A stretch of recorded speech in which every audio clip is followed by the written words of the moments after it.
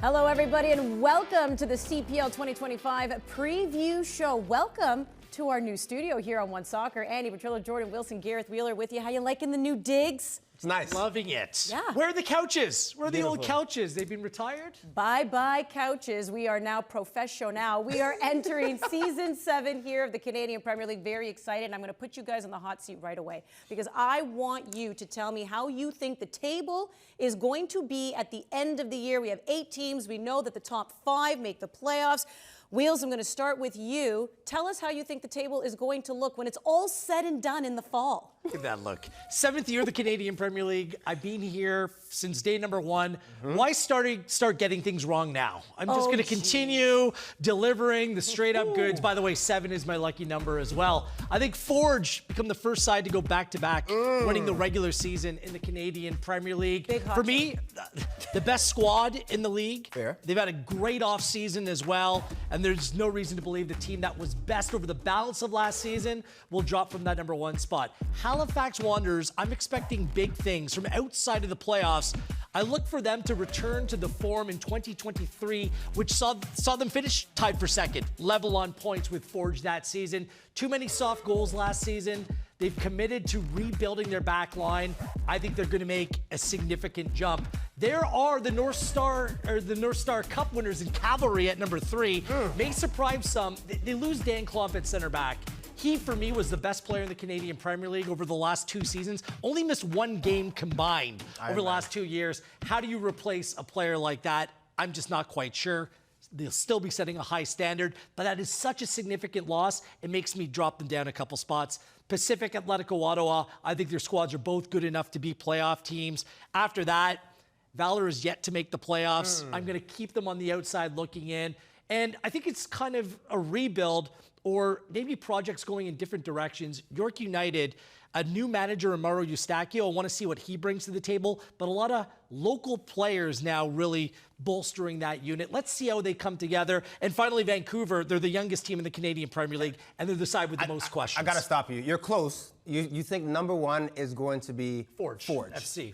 And not Cavalry. Not Cavalry. Not the team that had 55 points in 2023. Not the team that won the North Star Cup last season. Not the best team, Andy Petrillo, in my opinion, going into this 2025 season. I'd put Cavs at the top, Wheels. I understand that Klomp loss is significant. The fact that Cavalry did win the North Star Cup, I think they are the team to beat heading into the season.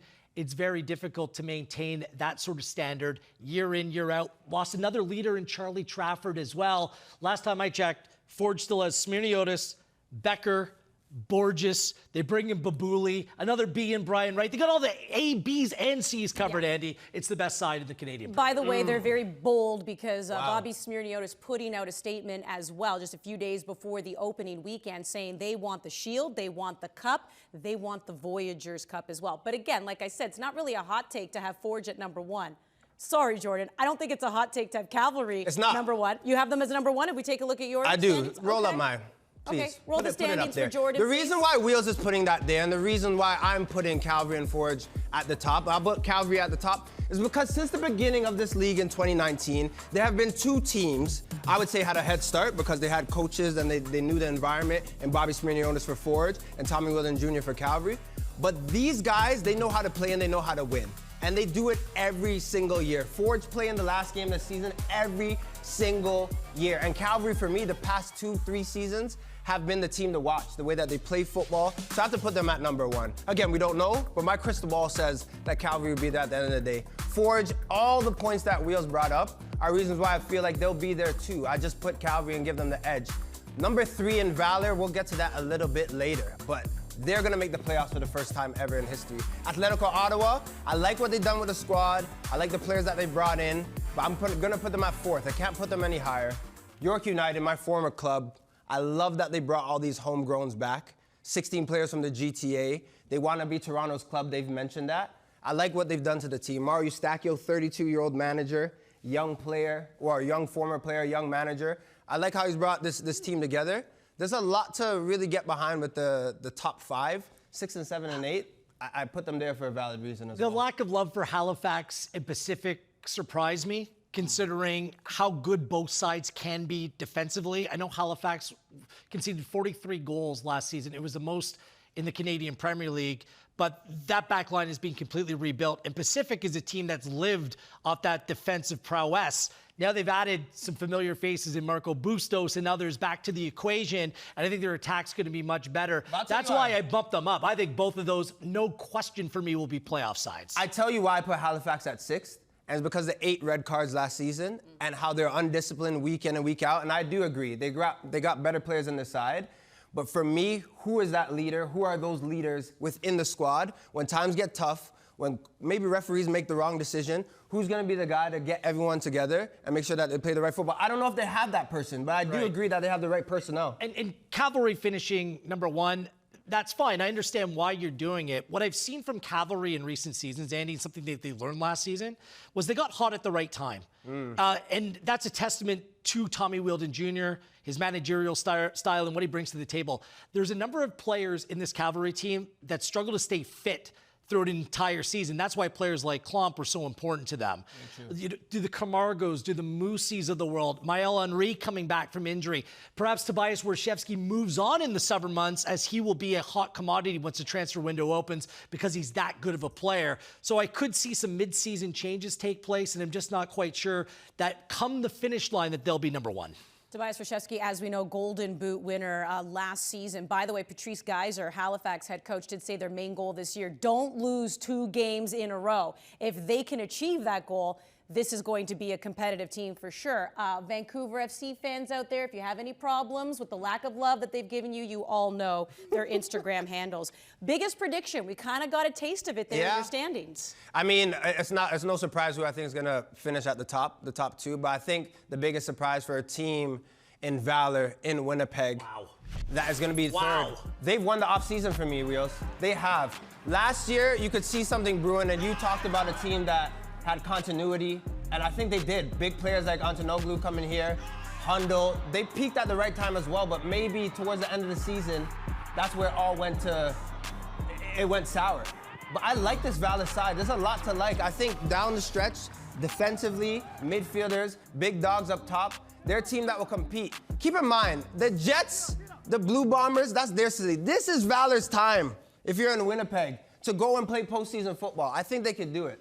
Just like my watch, which needs a new battery, like you say it's time, well, it's never been time before. They need to go on and prove it first before you put them third in the table. It's a little bit surprising to me. They lose their best center back in Tasmor Takutis, a player that played the 3rd most minutes. Romeo, when's he ever played for a playoff team before over the course of his Canadian Premier League career? They bring back 11 players. Just remember, Valour finished bottom of the table in the Canadian Premier League last season. And yeah, did they have a good offseason? Yes. Did they win it? Absolutely not. They bring in 2 very young strikers in Pop and Morgan to try to help Hundle and attack. They lost Jordy Swibble. He was a joint top goal scorer last year. You're relying on 2 young, unproven players to provide goals for a team that really struggled to create. I need to see what this looks like. And Kean Williams, a phenomenal player, is coming off a year away through injury. Valour still have lots of questions, even more to prove. They're going to be a popular playoff pick. For me, they're still on the outside looking in. You can't come back from injury stronger and Kean Williams? I will say this. I will say this. That's impossible? I think it would be that Valour fan base has been through a lot of thick and a lot of thin, and they are still the only original team, 2019, to have not made the playoffs. It would be fantastic. It's going to happen. Book the ticket. What is your biggest question, Wheels? My biggest question heading into the season, who is going to be that team that joins the big 2 at the top of the Canadian Premier League table? Year in, year out, it's Tommy Wheeldon Jr. Cavalry, Bobby Smirnios, and Forge. So who's going to be that third? In 2021, it was Pacific finishing 3rd place. In 2022, Atletico Ottawa won the Supporters' Shield. In 2023, it was the Halifax Wanderers. And in last season, it was Atletico Ottawa in 3rd place. I think the team that's best situated to make that jump to join the big boys is the Halifax Wanderers. They have had 2 significant problems over recent years. One, their away form. They were 1-3-10 away from home last season. That simply cannot continue. 2-8-4 the year before that, 3-2-9. Traveling away from home has been a nightmare. This team, the way that Patrice Geyser has built it up this offseason, much more deeper with players who can play different ways depending on the occasion. The second problem has been starts to the season. Last season, they lost or didn't win in their first 10 games in all competitions, and that includes in the Canadian Championship. It was like they started to spiral out of control, and they didn't have a solution. They can't get off to a bad start yet again. The season before, they didn't win in their first 9 games. Get off to a half-decent start to the season. Be at least a competitive team away from home. You automatically make that jump up the table. I think they're stronger in the midfield. Thomas Meyer-Jaguar, center back, is as reliable as they come. And they finally have a goalkeeper that can potentially be one of the best in the Canadian Premier League, and Ryan Yesley. They have all the ingredients. The great fans at Halifax deserve this. They sell out each and every game. Playoff football at Wanderers grounds. It's coming back this season. And I don't think it's out of the question to think that Halifax Wanderers, when all is said and done here in 2025, are hosting a Canadian Premier League final. I think it could happen this year under Patrice Geyser. Who's scoring? You have questions about offense. Who's scoring? I think it's a breakout season for Thiago Coimbra. He's potentially my breakout season player in the Canadian Premier League this year. They were 3rd in XG last season. They just need to start finishing their chances. Yeah, listen, it can get hot in that kitchen. The Halifax fan base, that is fantastic when they are playing at Wanderers grounds. And guess what? They're going to open things up. Opening weekend, April 5th, they'll get things started against Atletico Ottawa. We will get you on the air 1:30 p.m. ET. Love the matchup between Forge and Calgary. That also happens to be the CPL on TSN match. You have Pacific taking on Valour. Then on April 6th on the Sunday, Vancouver, these guys don't love you, I do, taking on York. 3rd time was the charm for Tommy Wheeldon Jr. and his Cavalry side. They finally won the North Star Cup. That was theirs after defeating their arch rivals Forge. He's next on the show.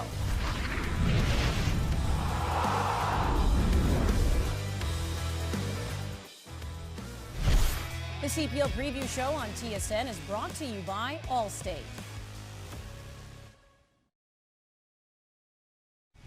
The CPL Preview Show on TSN is brought to you by Volkswagen.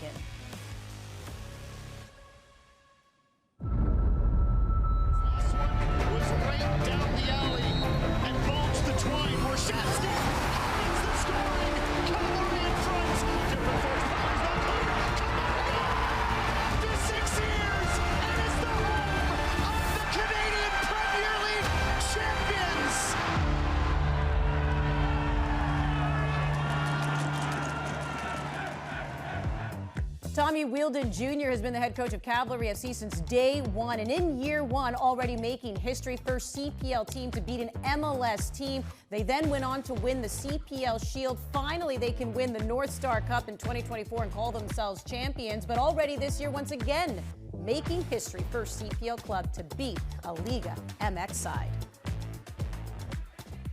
Quite the impressive resume, and joining us now is head coach of Cavalry FC, Tommy Wheeldon Jr. Thanks for taking the time, Tommy. We are looking forward to the start of the new season, but here's the thing.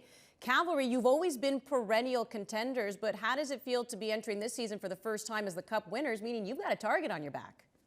Listen, I always tell the players pressure is a privilege, so if you feel that that's the target on your back is because of the things you've done previously, then it's reputations are earned. It's way more fun winning that last game of the season because then you don't have to wait, 5-6 months before you play another competitive game. That's for sure. Well, speaking of things that you have done, we just saw their first CPL side to defeat an MLS side and a home and away for CPL side to defeat a Liga MX side as well. What kind of confidence does that give your team as you go into matches?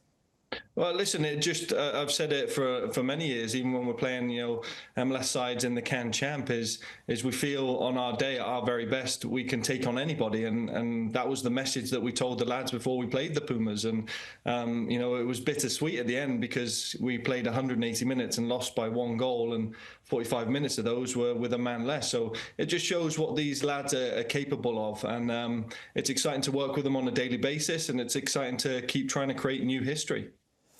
CPL on TSN, that is happening this year. And in fact, the first game of the season between you and Forge will also be on TSN, which means there's probably going to be a lot of people, Tommy, watching the CPL for the first time. What is it that you want them to know about this league? It's a great league. It's a league for Canadians by Canadians. And I think people now see the quality that's in the CPL. We just needed more eyes on it because this game is growing in Canada. And it's great to be on national television now as well as on One Soccer and Fubos, because these are the platforms that help us grow the game. All right, well, we look forward to that game. We look forward to another great season. Appreciate you taking the time, Tommy. Thanks for having me on. And for those of you fans who are being introduced to this league for the first time, and Tommy for the first time, just know his hair is always on point. Top three in the CPL. Top three. I'm giving him the win. Forge, Cavalry, April 5th, 5:30 p.m. ET. It's the CPL on TSN, presented by One Soccer. Well, year 6 of the CPL saw a lot of good times on the pitch, including 16-year-old Shola Jimo of York United scoring his first professional goal. He makes an appearance, by the way, in our rapid-fire questions next.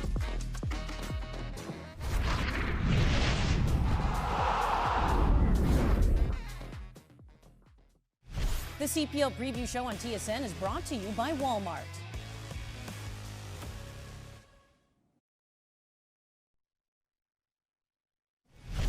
The CPL preview show on TSN is brought to you by WestJet. Here's a look at the CPL on TSN's schedule presented by One Soccer. It all gets started on opening day, April 5th. Arch rivals Forge and Cavalry. Cavalry, the defending champs, so they're getting a lot of love here, guys, in this first month. So April 12th, April 18th, and April 26th. Game of the week. Looking forward to that as we welcome you back to the 2025 CPL preview show. A bit of a half season. We'll get to the second part of it. Andy Petrillo, Jordan Wilson, Gareth Wheeler with you. All right, let's get to some rapid fire questions. If we haven't been making fun of each other enough, this is where it really starts to get intense. First up, Wheels. Will Pacific's Marco Bustos live up to expectations in his return to Pacific? Well, what are those expectations? To bring some attacking punch and stability to Pacific? Then absolutely yes. A marquee player is making his return to the Canadian Premier League. Back in 2021, Pacific were scoring goals for fun.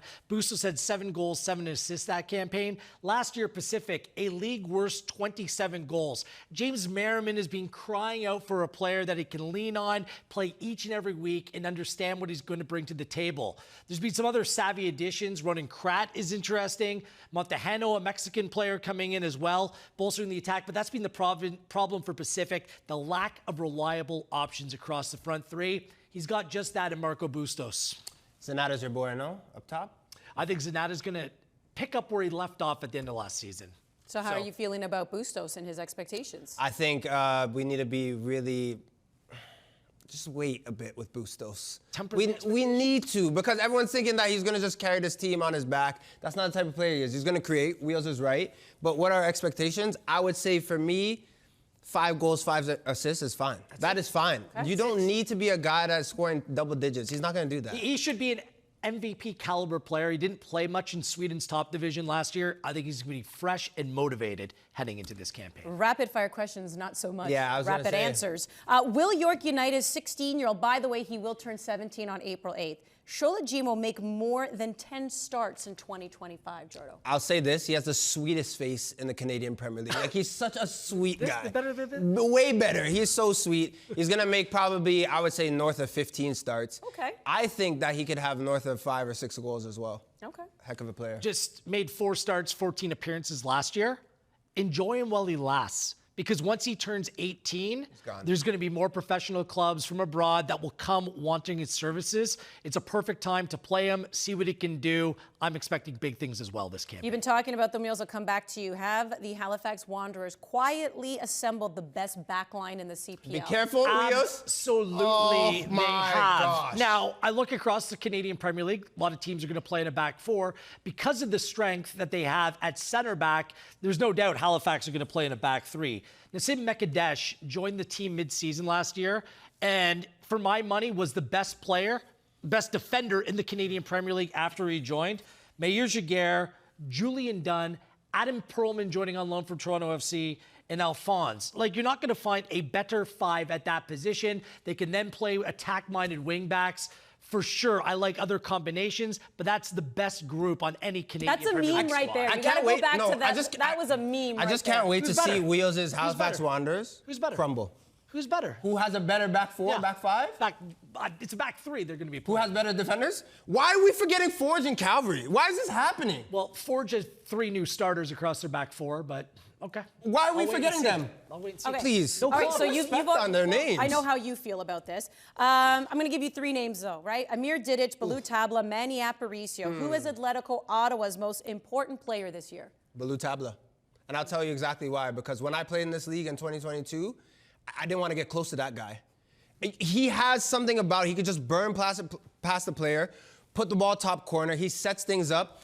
Manny Aparicio and Amir Didic always play well. Always 8 out of 10, week in and week out. Those are guys that you build a team around. And the X factor, the little sauce, whatever accessory you need, that is Balou Tabla. If he can have a dynamite season, that's why I put them where I put them. They'll be a playoff team. My friend Jordan's finally got one right. Balou Amadi. Like, look, he came back to the Canadian Premier League, played for a very defensive manager last year, only 2 goals and 4 assists. Now he's playing for Diego Mejia. His teams are all about energy, pressing, being proactive on the ball. Add Juan Castro to the mix. I think he's set up for success this season, getting back to the old tablet that we saw 3 years ago. This is simple, yes or no. I just want to know yes or no. I'm setting the over-under for Brian Wright and his goals at 9.5. Are you taking the over or under? I should say over-under. It's not yes or no. Over or under of 9.5. I scored 9 and had 5 last year for York. I think he's over. Wheels? He's never gone over 9 goals. 9 goals was the best, and he didn't score after August 2nd.